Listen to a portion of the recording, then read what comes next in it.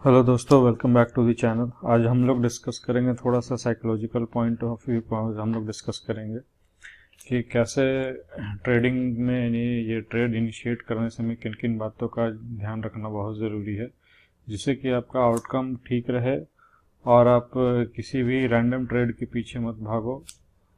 तो चलिए, आज मैं एक पावर पॉइंट से आपको अपनी बातों का रखने का कोशिश करूंगा और हर पॉइंट को ब्रीफली समझाने का कोशिश करूंगा कि क्या कुछ ऐसे बहुत इंपॉर्टेंट पॉइंट्स हैं जिनको अगर आप हैंडल करना सीख जाओ या उस पर फोकस करना सीख जाओ और उस पर कमांड बना लो, तो आपको बहुत ही अच्छा आउटकम दिखने लगेगा। आपको आने वाले समय में अपने ट्रेडिंग में बहुत अच्छा आउटकम दिखने लगेगा। तो ये बहुत ही, मेरे लिए तो खास करके बहुत ही इंपॉर्टेंट पॉइंट्स है। ये काफ़ी टाइम समय गंवाने के बाद, एक्सपीरियंस देने के बाद ये चीज़ समझ में आया कि यहाँ सिर्फ स्ट्रैटेजी काम नहीं करती है। मैं तो आपको कई बार अपने वीडियोस में बता चुका हूँ कि स्ट्रैटेजी सिर्फ 20% ही है, बाकी आपका साइकोलॉजिकल पॉइंट है कि आप कैसे रिएक्ट करते हो ट्रेड में रहे या ट्रेड लेने से पहले कैसे क्या थिंकिंग रहती है आपकी। तो चलिए कुछ इंपॉर्टेंट पॉइंट पर डिस्कस करते हैं। आज का मेरा मेन टॉपिक यही है कि how to avoid big losses.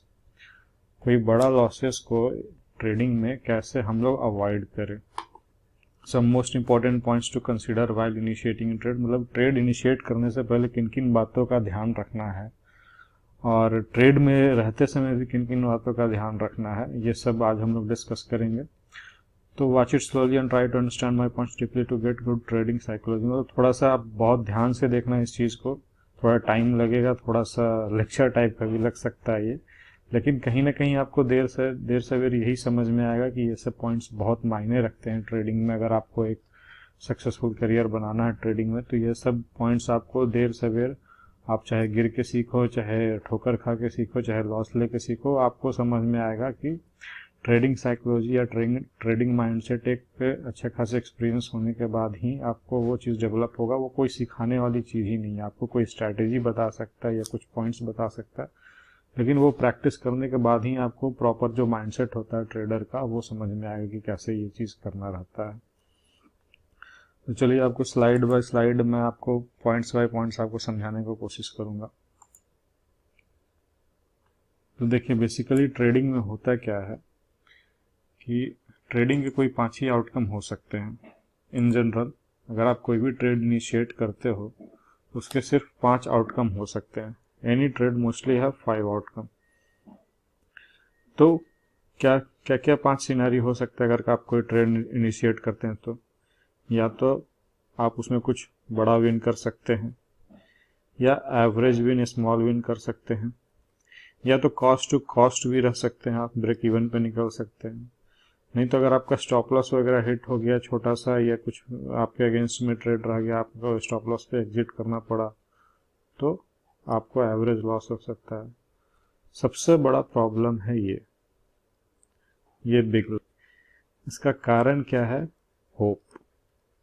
अगर आप ट्रेड में गलत साबित हो गए हो, आपका स्टॉप लॉस लेवल भी आ गया, आप एग्जिट नहीं किए हो, और आप किसी उम्मीद में बैठ गए कि अब तो यहाँ से ट्रेड मेरे फेवर में जाएगा या ट्रेड रिवर्स करके मेरे फेवर में जाएगा, चलो अब कॉस्ट टू कॉस्ट आएगा तभी मैं एग्जिट करूंगा, उस उम्मीद में बैठे रह जाना इस चीज़ को ऑकरेंस देता है।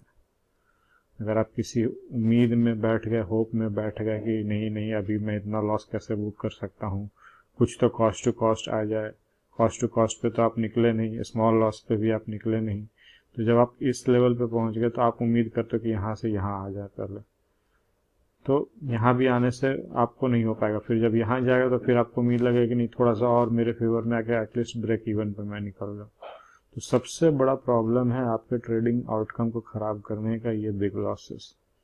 अगर आप अपने ये 5 आउटकम में से सिर्फ इसको अगर आप एलिमिनेट कर देते हो, इसको हटा देते हो, इसको अगर एलिमिनेट हो, तो आपका ट्रेडिंग आउटकम अच्छा आने लगेगा। आपको एक लॉन्ग टर्म में अच्छा रिजल्ट आपको दिखने लगेगा। आपको सिर्फ इसी को एलिमिनेट करना है।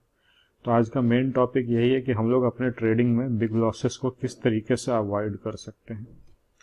तो चलिए आगे के स्लाइड में समझाते हैं कुछ कुछ पॉइंट्स जो मैं अपनी रखने का कोशिश करूंगा। देखते हैं नेक्स्ट स्लाइड में कि कैसे इस चीज़ को अवॉइड किया जा सकता है, इस बिग लॉस को कैसे अवॉइड किया जा सकता है। तो यहाँ पे मेरा सबसे पहला पॉइंट है, plan your trade and trade your plan. इस लाइन को बहुत ब्रीफली समझने का कोशिश कीजिएगा। बहुत छोटा लाइन लग रहा है लेकिन बहुत बड़े मायने रखते हैं इस पॉइंट्स के। प्लान योर ट्रेड, कोई भी ट्रेड लेने से पहले आप अपने ट्रेड को प्लान करो। अब प्लान कैसे भी कर सकते हो, इंपॉर्टेंट लेवल वगैरह निकाल के, मार्क इंपॉर्टेंट लेवल मतलब previous day high, previous day लो, swing high, swing low, support और रेसिस्टेंस, जो भी इंपॉर्टेंट जोन है, या कोई ट्रेंड लाइन वगैरह हो गया, या कोई चार्ट पैटर्न वगैरह हो गया, triangle pattern, symmetrical triangle, ascending triangle, बहुत तरह के पैटर्न होते हैं, पोल एंड फ्लैग पैटर्न।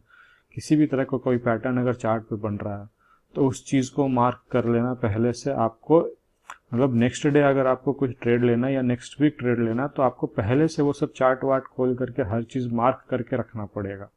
आपको पहले से प्लानिंग करनी होगी अपने ट्रेड को इनिशिएट करने का। ऐसा नहीं कि अगले दिन मार्केट खुला, उठे पुठे कुछ भी रैंडम ट्रेड ले लिए। यही सबसे बड़ा दिक्कत है कि आप लोग फ्री टाइम में या वीकेंड्स वगैरह में कोई मेहनत ही नहीं करना चाहते हो चार्ट वगैरह पे। आपको स्क्रीन टाइमिंग देना पड़ेगा और धीरे धीरे आपको ये हैबिट बिल्ड करना हो कि हमेशा आप अपने ट्रेड को इनिशिएट करने से पहले उस चीज़ को प्लान करें कि आपको किस लेवल पे कहाँ पे ट्रेड लेना है। ठीक है, उसके बाद मेरे कुछ और इंपॉर्टेंट पॉइंट्स इसमें हो जाते हैं प्लान योर ट्रेड में कि watch out the major trend on higher time frame. मैं हमेशा हायर टाइम फ्रेम पे मेजर ट्रेंड को वॉच करता हूँ कि मेजर ट्रेंड क्या है, अप ट्रेंड है, डाउन ट्रेंड है या साइडवेज वगैरह है। उसी हिसाब से मैं अपना ट्रेंड के फेवर में ही ट्रेड लेने का कोशिश करूँगा। जो मेजर ट्रेंड है, मान लो मेजर ट्रेंड अप ट्रेंड है तो मैं किसी पुल बैक पे, मतलब जिसको बाई ऑन डिप बोलते हैं, मैं किसी पुल बैक पे इनिशिएट करने का ट्रेड करूँगा। अगर कोई डाउन ट्रेंड है तो मैं किसी रिवर्सल मतलब फिर से वहाँ पे पुल बैक पे मैं किसी डाउन ट्रेंड का इनिशिएट करने का कोशिश करूँगा। जैसे मान लो मेजर ट्रेंड ये अप ट्रेंड है, ठीक है। तो मान लो यहाँ से कोई हल्का सा पुल बैक होता है, ठीक है, तो मैं इधर कहीं पे इसको इनिशिएट करने की कोशिश करूँगा और जिसको बाई ऑन डिप बोलते हैं, इसको लेकर के छोटा सा स्टॉप लॉस वगैरह रख करके इसको अपना इनिशिएट करने का कोशिश करूँगा। लेकिन मान लो कि डाउन ट्रेंड है, मान लो प्राइस डाउन ट्रेंड आ रहा है, ये हल्का सा रिट्रेस किया इधर पे, फिर से ये जब नीचे की ओर आएगा तो मैं फिर डाउन ट्रेंड यहाँ पे लेने का कोशिश करूँगा इस चीज़ में। ठीक है, मैं यहाँ से रिवर्सल का नहीं, मैं हमेशा अगर मेजर जो ट्रेंड है मैं उसी के फेवर में ज़्यादा ट्रेड लेने का कोशिश करता हूँ ताकि मेरा प्रोबेबिलिटी हाई रहे। तीसरी बात, always try to find high probability trade. तो ये हाई प्रोबेबिलिटी ट्रेड आप कब फाइंड करोगे? जब पहले से ये सब प्लानिंग करके रखोगे, चार्ट वार्ट पे हर चीज़ मेंशन करके रखोगे, मार्क करके रखोगे, तभी तो आप हाई प्रोबेबिलिटी ट्रेड खोज पाओगे जिसमें आपका रिस्क कम रहे और रिवार्ड अच्छा रहे। मिनिमम 1:2 का रिस्क रिवार्ड आपको रहना चाहिए। कभी कभी तो आपको 1:4, 1:5 भी मिल सकता है, डिपेंड करता है। लेकिन मेरा क्या है कि रिस्क जहाँ पे भी मैं एंटर करूँ वहाँ से स्टॉप लॉस लेवल वगैरह छोटा रहे मेरा। ये बहुत इंपॉर्टेंट मायने रखता है। मेरा स्टॉप लॉस का जोन बड़ा नहीं होना चाहिए और कम से कम मेरे रिवार्ड के फेवर में एक अच्छा खासा स्पेस होना चाहिए प्राइस को मूव करने के लिए। जैसे कि मान लो ये प्राइस अप ट्रेंड गया, ठीक, हल्का सा पुल बैक आया, मान लो मैं यहाँ कहीं पे एंटर किया हूँ, ठीक है, या इस लेवल को ब्रेक करने पे एंटर किया हूँ, यहाँ कहीं स्टॉप लॉस डाल दिया, ठीक है। तो मेरे पास क्या है कि एक छोटा सा स्टॉप लॉस होने पे और जब मेरे ट्रेड फेवर में जाने का रहे तो यहाँ एक अच्छा खासा स्पेस रहे, कोई मेजर रेसिस्टेंस यहाँ पे आसपास में नहीं रहे और मिनिमम 1:2, 1:3 का रिस्क रिवार्ड बने यहाँ पर। तो उस तरीके का ही ट्रेड लेने का कोशिश करें। तो सिंपल सी बात है, plan your trade and trade your plan. जो प्लानिंग आपने किया है, जो भी आपने मार्क करके रखा है चार्ट पे और वो सिनारियो बन रहा है, उस लेवल पे आ रहा है, तभी आपको फिर ट्रेड योर प्लान करना है, नहीं तो तब तक आपको बैठे रहना है। ऐसा कोई अंदर से वो एड्रेनलिन रश नहीं होना चाहिए कि नहीं यार इतना टाइम हो गया मैं कोई ट्रेड नहीं लिया हूँ, मुझे कोई ना कोई ट्रेड। वो कोई कंपल्सन नहीं है ट्रेड लेना, आपका जब सेटअप आएगा तभी आपको ट्रेड लेना है। तो ये जितना छोटा लाइन है लेकिन इसका ब्रीफ मतलब बहुत इंपॉर्टेंट निकलता है कि plan your trade and trade your plan. हमेशा अपने ट्रेड को प्लान करो लेने से पहले और जो प्लानिंग किए हो उसी ट्रेड को इनिशिएट करो। उसके अलावा कोई रैंडम इसी तरीके का कोई भी ट्रेड मत इनिशिएट करो, इसमें कुछ भी रैंडम आउटकम हो सकता है, ऐसे में हमेशा गड़बड़ाओगे। तो चलिए ये एक पॉइंट तो बहुत हद तक क्लियर हो गया। अब हम लोग को ये नेक्स्ट स्लाइड में चलते हैं। नेक्स्ट स्लाइड में दूसरे पॉइंट्स को देखने की कोशिश करते हैं।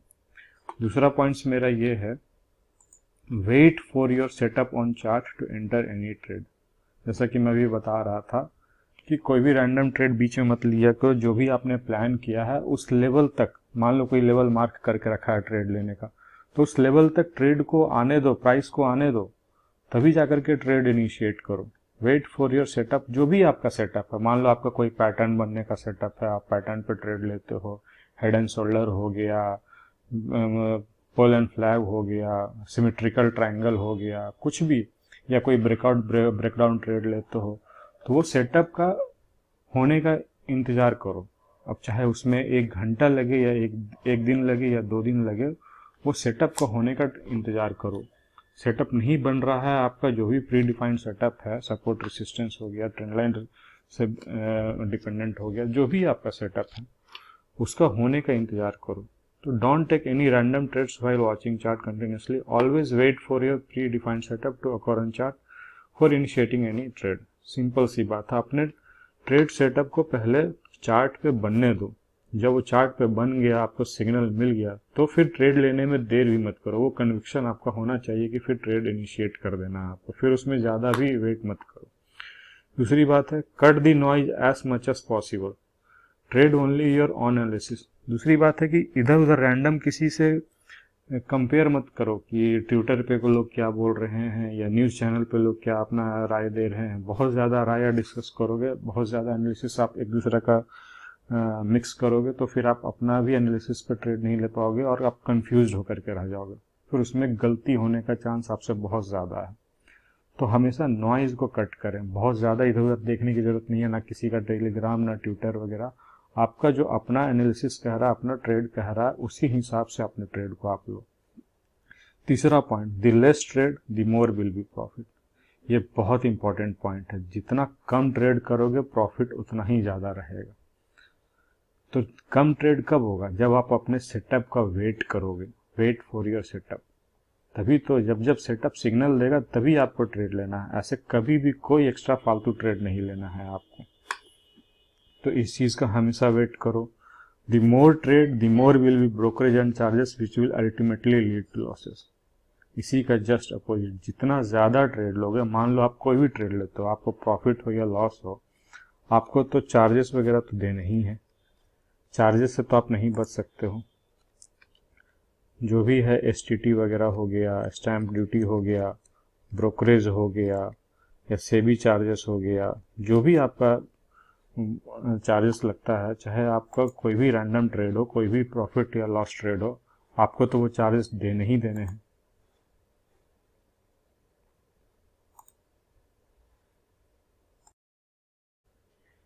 तो जितना ज़्यादा ट्रेड लोगे, उतना ज़्यादा आपको हर ट्रेड पे ब्रोकरेज चार्जेस वगैरह का आपको एक्स्ट्रा चार्ज आपको लगता ही रहेगा।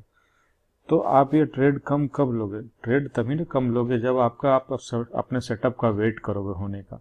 जब सेटअप आपको सिग्नल देगा तभी आपको वो ओकेजनली ट्रेड लेना है। ऐसे रैंडम आप ट्रेड लेते रहोगे तो एक चीज़ हमेशा ध्यान में रखना कि वो ट्रेड फ्री ऑफ कॉस्ट नहीं है।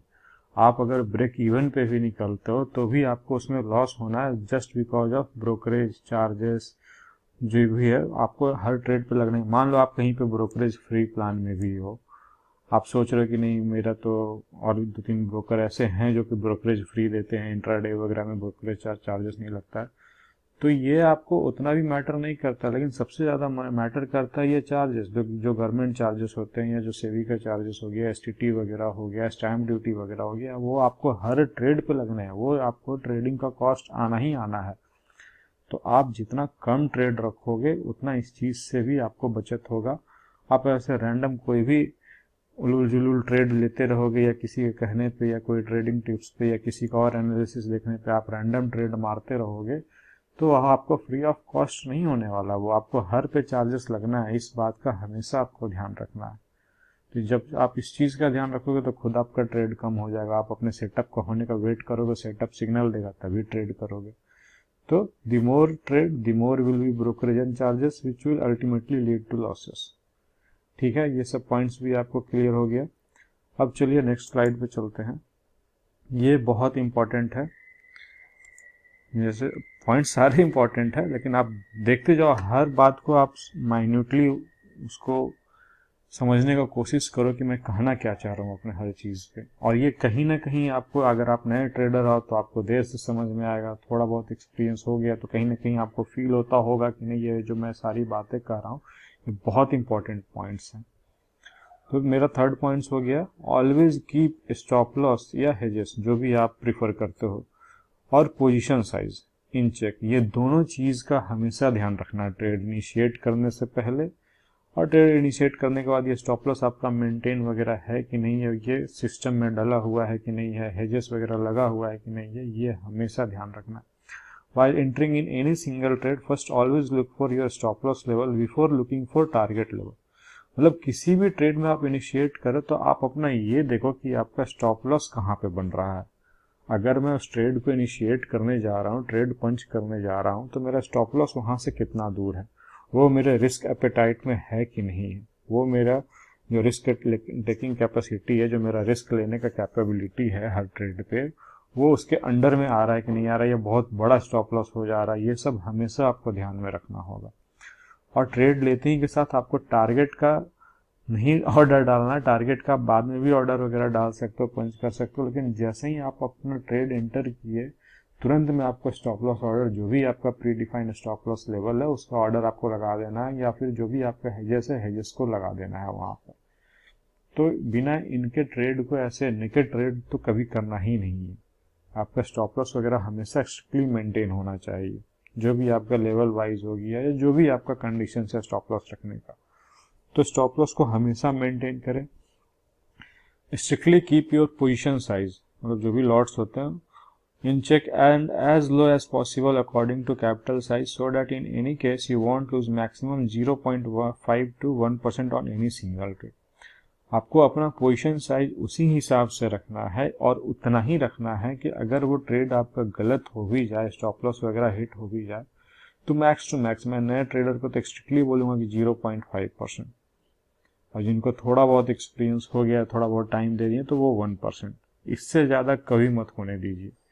एक सिंगल ट्रेड में अगर आपका ट्रेड आपके फेवर में नहीं गया, आपके अगेंस्ट चला गया, स्टॉप लॉस वगैरह हिट कर गया, तो इससे ज़्यादा लॉस नहीं होना चाहिए। वो आपका कहीं ना कहीं ट्रेडिंग के साइज पे भी डिपेंड करता है। आप कभी भी रैंडम ट्रेड में आप अपना, मतलब हर ट्रेड में साइज को अप डाउन मत करो। अगर आप 2 लॉट से स्ट्रिक्टली ट्रेड करते हो तो 2 लॉट से ही ट्रेड करो। ऐसा नहीं कि कभी 2 लॉट से कर लिए, कभी 6 लॉट से कर लिए, कभी 4 लॉट से कर लिए। ऐसा अगर रैंडमनेस लाते रहोगे साइज में भी तो बहुत प्रॉब्लम होगा, वो रिजल्ट खराब ही करेगा आपका देर से देर।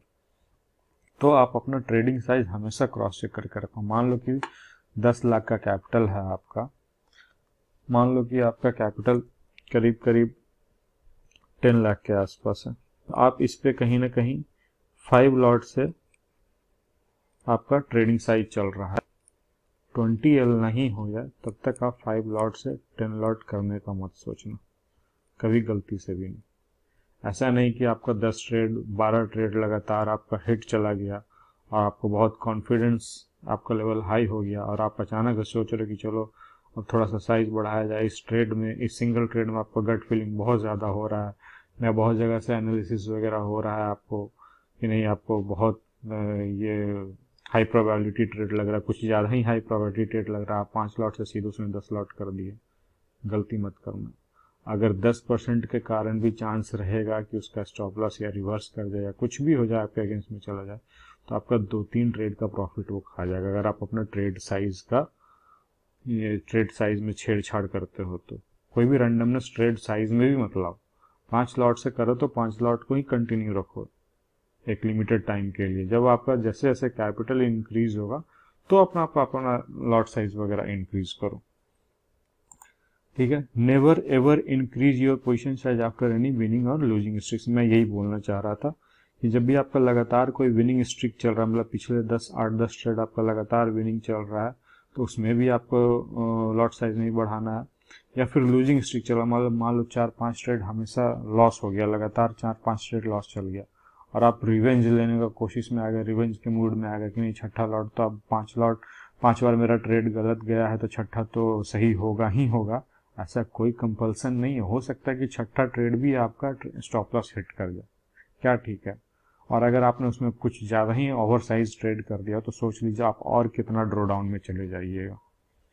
ये बहुत इंपॉर्टेंट, इवन आपको लूजिंग स्ट्रिक्स में तो मैं सलाह दूंगा, और हर कोई एक्सपीरियंस ट्रेडर आपको यही सलाह देगा कि जब आपका लूजिंग स्ट्रिक्स चल रहा है, जब आप लगातार 2-3 ट्रेड आपका गलत जा रहा है या आपको नहीं वो फिट बैठ पा रहा है, आपके फेवर में नहीं जा रहा है, तो आप अपना लॉट साइज और कम करते जाओ। 5 लॉट से कर रहे थे तो 2 लॉट से ट्रेड करना शुरू कर दो, 3 ही लॉट तक ट्रेड करो मैक्स टू मैक्स। जब आप फिर से विनिंग स्ट्रिक्स में आओगे तो धीरे धीरे आप अपना साइज को नॉर्मल कर लो। तो ये पॉइंट्स भी बहुत इंपॉर्टेंट हो गया इन तीनों को। अब चलिए नेक्स्ट स्लाइड में चलते हैं। Always keep trailing your current winning trades. जो भी आपका अभी करंट ट्रेड चल रहा है और वो विनिंग पोजीशन में है, तो हमेशा कोशिश कीजिए ट्रेल करने का। ये सबसे इंपॉर्टेंट पॉइंट्स है, और यही इंपॉर्टेंट पॉइंट्स को मैं खास करके प्रीफर करूंगा कि ये चीज़ मेरे को बहुत बचाया है।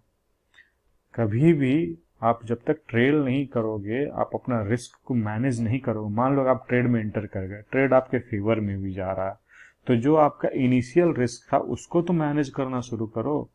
मान लो कि आप 4 रुपए का स्टॉप लॉस था और ट्रेड आपके 4 पॉइंट फेवर में जा चुका है, तो उस 4 ही पॉइंट पे स्टॉप लॉस को क्यों रखना। मैं आपको एक सिंपल सा यहाँ पे बना के समझाने की कोशिश करता हूँ। मान लो ये प्राइस हुआ, ठीक है। मान लो ये 10 रुपये का प्राइस हुआ, कोई भी स्टॉक प्राइस, एक समझने की कोशिश करो। आपने यहाँ पे एंट्री ली है, ठीक है। ये आपका स्टॉप लॉस लेवल था, 8 रुपीज़ पे स्टॉप लॉस लेवल था आपका, ठीक है। प्राइस यहाँ से एंटर किया आपने, यहाँ पे ट्रेड ले लिया, ठीक है। ये मान लो प्राइस कहीं ना कहीं 14 को मैं बुक करने नहीं बोल रहा हूँ या बहुत हड़बड़ा के बुक करने नहीं बोल रहा हूँ, आप कुछ पार्शियल बुक कर सकते हो। लेकिन यहाँ पे ध्यान क्या देना है कि बहुत लोग क्या करते हैं कि जब ट्रेड फेवर में भी चला जाता है तो स्टॉप लॉस को यहीं का यहीं छोड़। जब आपके ट्रेड एक बार फेवर में चला गया है तो अब ये लॉस में नहीं जाना चाहिए। अब कोई भी रिवर्सल यहाँ पे आता है तो ये लॉस में नहीं जाना चाहिए।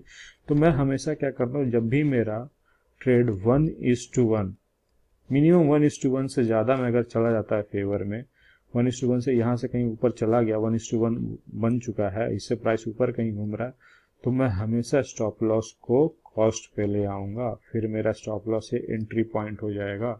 यहाँ से अगर मार्केट गलती से रिवर्स भी करता है तो मैं ब्रेक इवन के आसपास में कहीं एग्जिट कर जाऊँगा। मैं ये वापस 2 पॉइंट का स्टॉप लॉस नहीं दूंगा, मैं ये लॉस नहीं लूँगा। जब ट्रेड एक बार मेरे फेवर में आ चुका है तो मैं हमेशा कोशिश करूँगा कि अगर कहीं कोई रिवर्सल होता है तो मैं ये लॉस में बैठा ना रहूँ। ये ब्रेक इवन पे हमेशा मैं मॉडिफाई कर देता हूँ, हमेशा एंट्री पॉइंट पे अपना कॉस्ट को ले आता हूँ।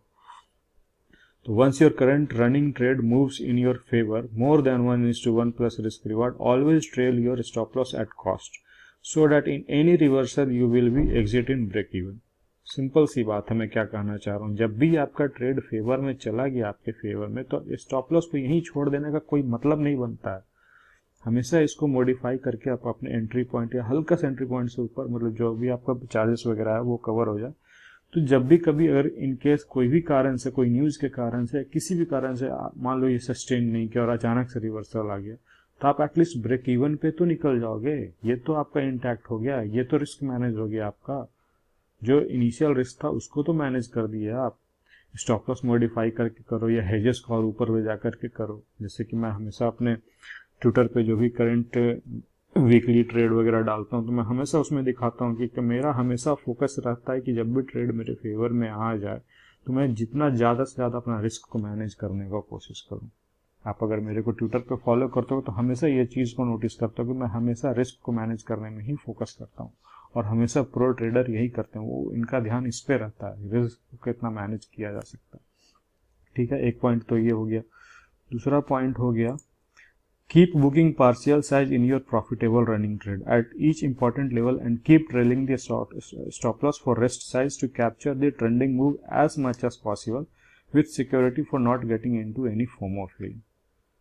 इसका मतलब तो समझ गए आप लोग कि हर एक लेवल पे, मान लो 1:1 चला गया या 1:2 चला गया, मान लो आपने ट्रेड लिया और वो करेंटली 1:2 के आसपास चल रहा है, तो आपका जो भी पोजीशन साइज है उसका एटलीस्ट अपना अपना स्टाइल है 40% या 50% बुक कर लो। ठीक है। बुक करके रेस्ट पोजीशन का जो भी रेस्ट बच गया उसका स्टॉप लॉस एट कॉस्ट लिया, जो भी आपका एंट्री पॉइंट है एट कॉस्ट लिया। अब इससे क्या हो गया कि आपको प्रॉफिट भी एक लॉक हो गया और रिवर्सल भी आता है तो आपको लॉस नहीं होगा, वो ब्रेक इवन पे निकल जाएगा, तो ओवरऑल आप प्रॉफिट में ही निकलोगे। इससे दूसरा चीज क्या होता है कि अभी आपके पास रेस्ट पोजीशन बचा हुआ है, ठीक है, 50%। अगर ये 1:3 या 4 भी चला गया तो आपको ये मलाल नहीं रहेगा कि अरे यार मैंने बहुत अर्ली सारा बुक कर दिया, मेरे पास तो और पोजीशन बचा ही नहीं और ये ट्रेंड और ऊपर चला गया। तो इसलिए हमेशा पार्शियल बुकिंग में बोलता हूँ कि पार्शियल बुकिंग करो, और जो थोड़ा बहुत बच गया वो आपको लास्ट में यहाँ पे कहीं पे बुकिंग कर सकते हो। तो इससे क्या होता है कि इससे आपका फोमो नहीं रह जाएगा। जो भी आपका रेस्ट, जो भी 40-60% जो भी बच गया है, इसको आप यहाँ पे कहीं पे बुक करो, या यहाँ पे भी थोड़ा सा बुक करो, फिर 10% रहने दो कुछ आगे के मूव के लिए, और स्टॉप लॉस को मॉडिफाई करके आप यहाँ पे ले आओ, इस जगह पे ले आओ। तो समझ लो आपको हर लेवल पे यहाँ गया, फिर यहाँ से उठा, स्टॉप लॉस यहाँ लेके आ गया, ठीक है, फिर यहाँ गया प्राइस, फिर यहाँ आया, फिर यहाँ से उठा, तो इसको ट्रेल करके यहाँ पे ले आया, और प्लस थोड़ा थोड़ा पार्शियल बुकिंग भी करते जा रहे हैं इस जगह पे। तो इससे क्या होगा कि एक अच्छा खासा ट्रेंड का आपने एटलीस्ट कोशिश किया, 60, 70, 80%, 100% कोई नहीं ट्रेंड कैप्चर कर पाता है, कितना भी प्रो ट्रेडर, कितना भी बड़ा इंस्टीट्यूशनल प्लेयर क्यों ना हो।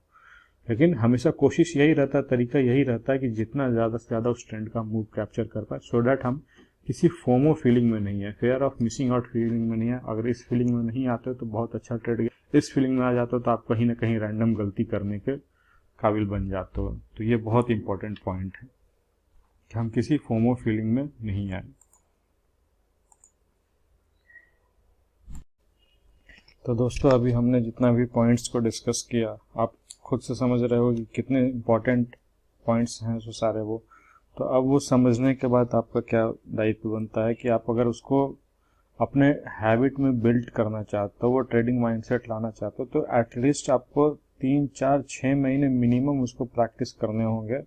आपको आउटकम से नहीं डरना होगा, आउटकम कुछ भी रहे, बहुत ज़्यादा प्रॉफिट भी ना रहे तो भी चलेगा, आपको बहुत ज़्यादा लॉस भी नहीं लेना है, ब्रेक इवन भी रहे तो चलेगा। लेकिन ये क्या है कि आपको अगर लंबे समय के लिए इस प्रोफेशन में बनना है, एक अच्छा आउटकम देखना है एक लंबे हॉरिजन पे, तो आपको कहीं ना कहीं ये हैबिट आपको बिल्ड करना ही करना होगा।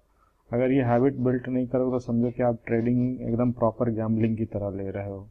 अगर कुछ भी रैंडम ट्रेड कर दे रहे हो, कुछ भी रैंडम साइज में ट्रेड कर दे रहे हो, कहीं पे भी ट्रेड कर दे रहे हो, ना रिस्क मैनेजमेंट कर रहे हो, ना स्टॉप लॉस मेंटेन कर रहे हो, ना हेजेस वगैरह मेंटेन कर रहे हो, सही से उसको कैरी नहीं कर पा रहे हो, सही से उस ट्रेड में बने नहीं हो, तो आप कहीं ना कहीं गैम्बलिंग माइंडसेट से ही ट्रेड कर रहे हो। तो ट्रेडिंग को प्रोफेशन बनाना है तो सारे साइकोलॉजिकल पॉइंट को आपको समझना होगा, सीखना होगा, और अपने अंदर ये हैबिट को बिल्ड करना होगा। तो practice all this important psychological point for minimum 6 month to build a good trading habit and mindset. कम से कम 6 महीना आपको समय देना होगा, और आपके बाद फिर आपको कोशिश करने की जरूरत नहीं पड़ जाएगी, वो इनबिल्ट हो जाएगा। आपका माइंडसेट उस तरीके का रेडी हो जाएगा कि आपको फिर उस पर बहुत ज़्यादा मतलब ट्राई करने जैसा फील नहीं आएगा, वो इनबिल्ट हो जाएगा। आप रोबोटिक हो जाओगे उस चीज़ में। अगर आप हमेशा अपने सिस्टम को ही फॉलो करोगे, हमेशा अपने लेवल को ही फॉलो करोगे, वो सेटअप आपको सिग्नल देगा, तभी आप ट्रेड करोगे, प्रॉपर पोजीशन साइज में ट्रेड करोगे, स्टॉप लॉस वगैरह हेजेस वगैरह मेंटेन करके ट्रेड करोगे, पार्शियल बुकिंग करके लेवल बाई लेवल एग्जिट करोगे, अपने रिस्क को मैनेज करते रहोगे। तो ये सब करने के लिए एक दिन में तो नहीं होने वाला है, एक सप्ताह में भी नहीं होने वाला है, ठीक है। इनिशियल पीरियड में बहुत अजीब सा लगेगा अरे यार इतना वेट करके कैसे ट्रेड करूंगा, तो कहीं ना कहीं कुछ ना कुछ गलती होने का चांस रहेगा। लेकिन हमेशा स्टार्टिंग जब भी करो डिफेंसिव मोड में करो, और कोशिश करो कैपिटल इरोड ना हो। आपको पहले ये सारे चीज़ को सीखना है, सारे चीज़ को इनबिल्ट कर लेना है। इसीलिए मैं बोलता हूँ हमेशा कि यहाँ स्ट्रैटेजी का कोई इतना रोल है ही नहीं। आप कोई भी स्ट्रैटेजी पिक करो, उसको स्टिक रखो, और बाकी आप साइकोलॉजी मेंटेन करो। That's why I always said that trading is 20% strategy and 80% psychology. That's how you react while taking trade. And while being in running trade matters a lot for the outcome. अब psychology का importance क्यों है? क्योंकि आप किस तरीके से react कर रहे हो, आपका कन्विक्शन क्या है ट्रेड लेने समय, ठीक है। और जब आप ट्रेड ले लिए हो, तो जब ट्रेड आपके फेवर में जा रहा है या कहीं साइडवेज हो जा रहा है या बहुत टाइम ले रहा, तो आप कैसे उस पर रिएक्ट कर रहे हो, कैसे इमोशनल रिएक्ट कर रहे हो उस चीज़ पे, उस पर बहुत ज़्यादा डिपेंड करता है आउटकम। आप पेशेंस रख पा रहे हो कि नहीं रख पा रहे हो, या बहुत जल्दी पैनिक कर जा रहे हो, या फिर जहां आपको एग्जिट हो जाना था वहां पर आप एग्जिट नहीं हो पाए, किसी उम्मीद में बैठे रहेगा और आपको उससे ज़्यादा डबल लॉस हो रहा है, या जहाँ पे एक रेसिस्टेंस आ गया, बुकिंग करना था आपको, आप बुकिंग नहीं कर पाए और ग्रीड में बैठे रह गए, कुछ भी पार्शियल बुकिंग नहीं कर पाए। तो आप जब तक सिस्टमैटिक चीज़ से ढंग से नहीं अप्रोच करोगे, आपका आउटकम भी कुछ भी रैंडम हो सकता है, ज़्यादातर लॉस ही होगा अगर आप उल्टा पुल्टा कुछ भी करोगे तो इसीलिए मैं बोलता हूँ कि एक सिस्टमैटिक अप्रोच रखो। ठीक है, आपको एल्गो ट्रेडिंग नहीं करना है, सिस्टमैटिक वो वाला सिस्टम ट्रेडिंग नहीं करना, आपको डिस्क्रिशनरी ट्रेडिंग करना, लेकिन आपको खुद में तो कुछ ना कुछ सिस्टम हैबिट बिल्ड करना होगा। अपना एक ट्रेडिंग जर्नल, एक पॉइंट और है, ट्रेडिंग जर्नल भी मेंटेन करो।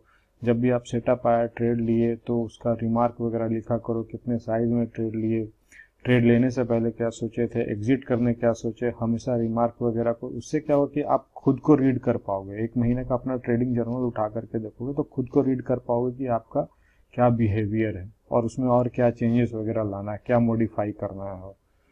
तो ये बहुत इंपॉर्टेंट पॉइंट्स है, बहुत लेक्चर की तरह लगेगा, लेकिन आपको देर सवेर समझ में आएगा कि जब तक आप ये चीज़ पे मतलब काबू नहीं कर पाओगे, इस चीज़ को टैकल नहीं कर पाओगे, आप लॉन्ग रनिंग नहीं कर पाओगे। महीना 2 महीना 3 महीना टिकोगे, कहीं ना कहीं आपका कैपिटल इरोड हो जाएगा, फिर बाहर फेंका जाओगे। फिर आपका एडिक्शन अगर होगा तो फिर छोटा सा कैपिटल होगा, फिर वही गलती करोगे, फिर बाहर हो जाओगे। तो जब तक ये चीज़ आप नहीं कर पाओगे खुद में, आप नहीं यहाँ पे सक्सेस हो पाओगे। एकदम 100% ले लो, यहाँ पे कोई होली ग्रेल सिस्टम नहीं होता है, कोई 100% लॉस फ्री सिस्टम नहीं होता है। रिस्क आपके हर एक ट्रेड में है। अब आपके ऊपर है कि आप रिस्क मैनेज कैसे करते हो। प्रॉफिट से फोकस हटा करके रिस्क मैनेजमेंट पे फोकस रखो, प्रॉफिट देर से देर खुद ब खुद आ जाएगा। तो दोस्तों, मेरे सारे पॉइंट्स आपको पसंद आए हो, ये वीडियो पसंद आया हो तो चैनल को सब्सक्राइब करें, वीडियो को लाइक करें, और इस पर अच्छा खासा रिस्पांस आता तो मैं एक ऐसा फैक्ट आपको बताने जाऊंगा ट्रेडिंग से रिलेटेड, मैं उसमें काफ़ी कुछ क्लियर कर दूंगा, जिससे आप खुद समझ जाओगे कि ऐसे रैंडम रिस्क लेने से यहाँ कुछ नहीं होगा। आपका कंपटीशन बहुत बड़े बड़े लोगों से है, बहुत एक्सपीरियंस्ड लोगों से है, तो आपको उनके हिसाब से ढलना होगा, उनके हिसाब से सोचना होगा। और ट्रेडिंग में कोई बहुत अचानक से कोई पैसा नहीं बनता है, या कहीं पे कोई पैसा रखा हुआ नहीं है। आपको बहुत इंटेलिजेंट लोगों से और जो भी एवरेज लोग, कहीं से न कहीं से आपको पैसा खींचना है। ट्रेडिंग क्या है, ट्रेडिंग निगेटिव सम गेम है। वो मैं आपको नेक्स्ट वीडियो में, जब आपका इस पर अच्छा खासा रिस्पॉन्स मिलेगा तो मैं उस वीडियो में आपको समझाने का कोशिश करूंगा, वो फैक्ट काफ़ी हद तक क्लियर कर दूंगा, तो आप खुद से रैंडम कोई भी फालतू रिस्क लेने से बचोगे। बहुत ज़्यादा हाई प्रोबेबिलिटी ट्रेड आपको दिखेगा आपके सेटअप के अनुसार, तभी आप ट्रेड करोगे। तो दोस्तों, मैं उम्मीद करता हूँ आपको ये पसंद आया होगा। चैनल को सब्सक्राइब करें, वीडियो को लाइक करो, और अपने फ्रेंड सर्कल में या अपने ट्रेडिंग सर्कल में जितना ज़्यादा से ज़्यादा शेयर करें। मुझे इस पर अच्छा रिस्पॉन्स मिला तो मैं और इस तरीके का बहुत अच्छे साइकोलॉजिकल पॉइंट का एक सीरीज़ लाऊंगा, और बारी बारी से हर पॉइंट को काफ़ी ब्रीफ में डिटेल करने का कोशिश करूँगा। चलिए, थैंक यू दोस्तों, मिलते हैं नेक्स्ट वीडियो में।